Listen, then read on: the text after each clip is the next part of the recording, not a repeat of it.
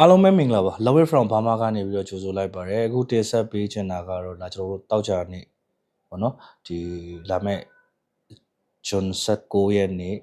One Friday Fight 159မှာပါဝင်ရှင်ပြိုင်မဲ့ဒါကျွန်တော်တို့မြန်မာ Fighter Hollywood နဲ့ Thai Fighter T Rhino ရဲ့ပွဲစဉ်နဲ့ပတ်သက်တဲ့ပွဲကြိုသုံးသက်ချက်ဖြစ်ပါတယ်။ညီမဂျာဖြတ်ပြောကြားလိုတာကတော့ကျွန်တော်ဒီ YouTube channel နဲ့ဒါမှမဟုတ်ဒီ TikTok ကနေတင်နေတဲ့အရာအားလုံးကိုကျွန်တော်တို့တယောက်တည်းရဲ့သဘောထားအမြင်တွေဖြစ်ပါတယ်။အမှားအမှန်တွေအကုန်လုံးလည်းကျွန်တော်လည်းပဲသက်ဆိုင်ပါတယ်ပေါ့နော်။ဒါတော့အရင်ဆုံးဟိုနဲ့မေတ္တာရက်ခံပြောကြားခြင်းတဲ့အကြောင်းအရာပေါ့။အဲ့တော့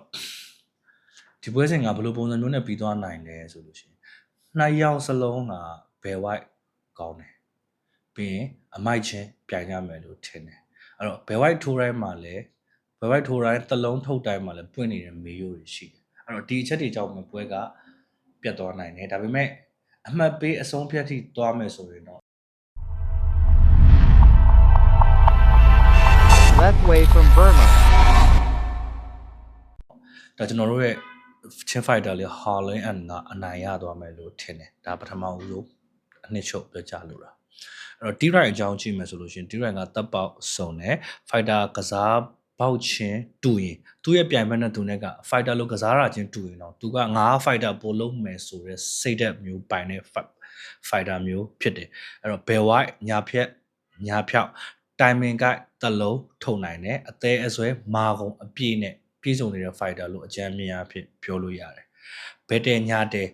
နော်ကစားနိုင်တယ်ပြီးအဲ့လိုကစားနိုင်တဲ့ fighter မျိုးနဲ့တွေ့ရင်လည်း तू ကကြိုက်တယ်ဘယ်ခက်ချေဒီပြီးရင်ခြေဦးထိုးနံခတ်ခြေတွေထုံနိုင်တယ်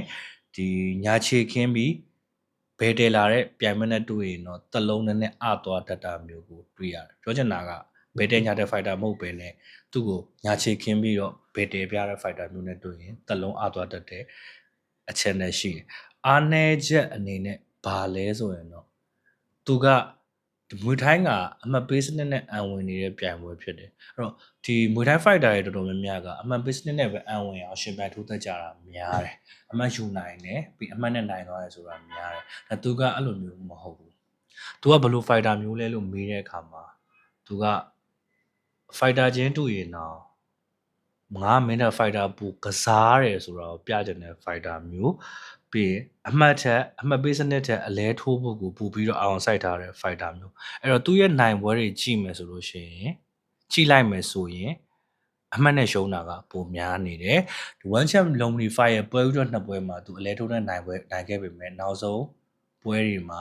အမှတ်နဲ့ရှုံးသွားတာကိုဒါကိုကြည့်ခြင်းအဖြစ်သိနိုင်တယ်အဲ့တော့မွေထိုင်း fighter တွေထဲမှာဆိုရင်တော့ T-Rhino ကအမပေးစနစ်ထက်အလဲထိုးရတာကိုပို့ပြီးတော့နှစ်သက်တဲ့ fighter ပြီးရင်ပြည်သက်ကိုပွဲကောင်းနေအမြဲပေးချင်တဲ့ fighter မျိုးပဲပြောမှဆိုရင်အမိုက်ကစားတတ်တယ် ULO စကားနဲ့ပြောမှဆိုလို့ရှိရင်အမိုက်ကစားတတ်တယ်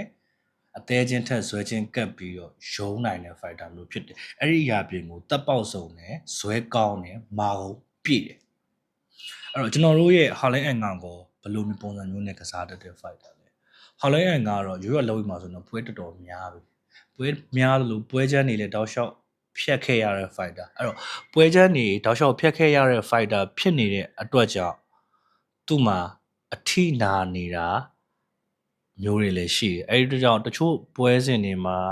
သူ့အနေနဲ့တက်လုံအပြည့်မထုံနိုင်တာတက်လုံကအချီပြေးအထိမကြံတာမျိုးတွေတော့ရှိတာမျိုးကိုတွေ့ရတယ်ဒါပေမဲ့အာသာချက်တွေကတော့အများကြီးပဲ Harlan and က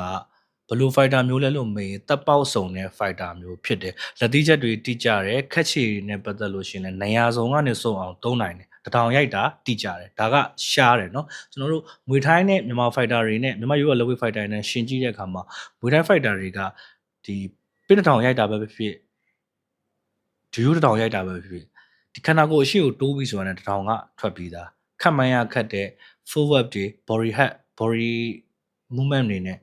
ပြိုင်ဘက်ကိုအမြဲတမ်းအသာစီးရယူနေကြအဲ့ဒီလိုမျိုးပါ Harlan and ကလည်းအဲ့ဒီနေရာမှာတော့နည်းနည်းအားကောင်းတယ်အခြားမြန်မာ fighter တွေနဲ့ဆိုင်လို့ရှိရင်ဒီတထောင်ကိုတိကျအောင်ရိုက်နိုင်တယ်ခက်ချေတွေကိုလည်းစုံအောင်သုံးနိုင်တယ်ထိုးပေါက်စွတ်တဲ့ fighter မျိုးနဲ့တွေ့ရင်သူကသူမနိုင် သူနိုင်ကိုနိုင်အပြိုင်ကျဲတဲ့ fighter မျိုးဖြစ်တယ်ပြီးရင် manly box fighter ပေါ့နော် manly မှာလေ့ကျင့်ရင်းနဲ့မှာရှင်မြတ်ထိုးတဲ့ fighter တွေရဲ့ထုံးစံအတိုင်းပဲအပူးချုပ်ရောက်သွားတဲ့အခါ clean ကိုရောက်သွားတဲ့အခါပခုံးပေါ်လက်တင်ပြီးတော့ပြိုင်ဘက်ကိုအစည်းကစားတတ်တဲ့ fighter မျိုးဖြစ်တယ်နော်အဲ့တော့ဒီနှစ်ယောက်က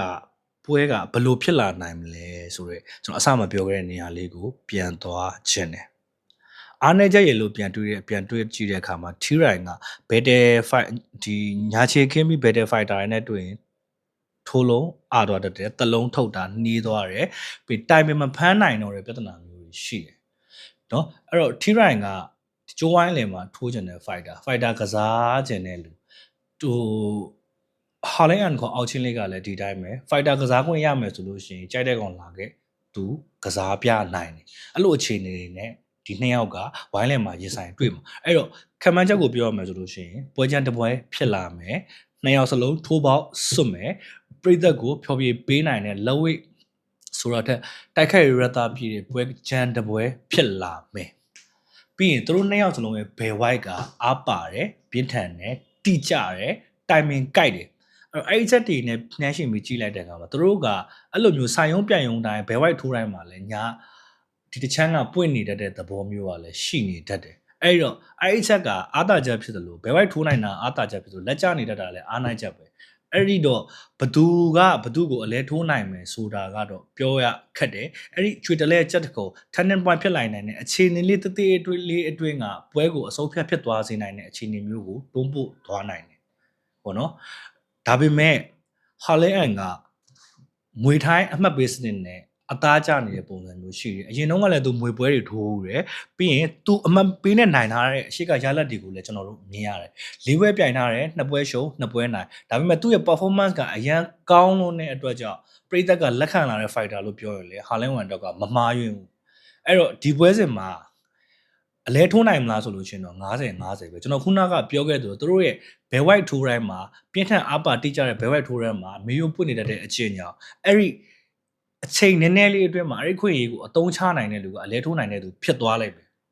ဒါပေမဲ့အမှတ်ပေးစနစ်တိသွားမယ်ဆိုလို့ရှိရင်တော့ဟာလန်ဝန်အနိုင်ရမယ်လို့ကျွန်တော်ကတော့ယုံကြည်တယ်အဲ့တော့ပွဲရက်ဆက်ဘယ်လိုဖြစ်သွားမလဲဆိုတာကိုကျွန်တော်တို့ဆက်ပြီးစောင့်ကြည့်ကြမယ်ပွဲပြီးတဲ့အခါမှာပွဲပြီးသုံးသက်ချက်ပြန်လာမယ်ပွဲပြီးသုံးသက်ချက်ကတော့တေးကြတဲ့ပွဲတစ်ပွဲတည်းသူတို့ဘယ်လိုရှင်ပြိုင်ခဲ့လဲဆိုတော့ကျွန်တော်ရဲ့အခုပွဲကြိုခံမှန်းချက်ကမှန်ကန်လားမှားနေလားဆိုတာလည်းကျွန်တော်နည်းနည်းလေးပြန်ပြောမှာဖြစ်တယ်အဲ့တော့စောင့်မျှော်အားပေးကြည့်ရှုခဲ့ကြတဲ့ပရိသတ်တယောက်ချင်းစီတိုင်းကိုကျွန်တော်ကျေးဇူးတင်ပါတယ်ပွဲကြိုပွဲပြီးသုံးသက်ချက်တွေအပြင်ကျွန်တော်ရဲ့အခြား content တွေလည်းဖြည်းဖြည်းချင်းကျွန်တော်တင်ဆက်ပေးသွားမှာဖြစ်ပါတယ်အဲ့တော့ကျွန်တော်ဗီဒီယိုကို comment ဝင်ပေးတာအချမ်းဝင်ပြတာတွေလည်းလုပ်နိုင်ပါတယ်မြည်သည့်ဆွေးနွေးမှုမျိုးမဆိုကျွန်တော်အမြဲလမ်းဖွင့်ပေးထားပါတယ်အဲ့ဒီအတွက်လည်းအစဉ်အသင့်လို့ကျွန်တော် content တွေပြန်ထုတ်သွားပေးပါမယ်အားပေးကြတဲ့ညီကိုတယောက်ကြည်ဆိုင်ကိုကျေးဇူးတင်ပါတယ်ကျွန်တော်တို့ပွဲပြီးမှပြန်တွေ့ပါမယ်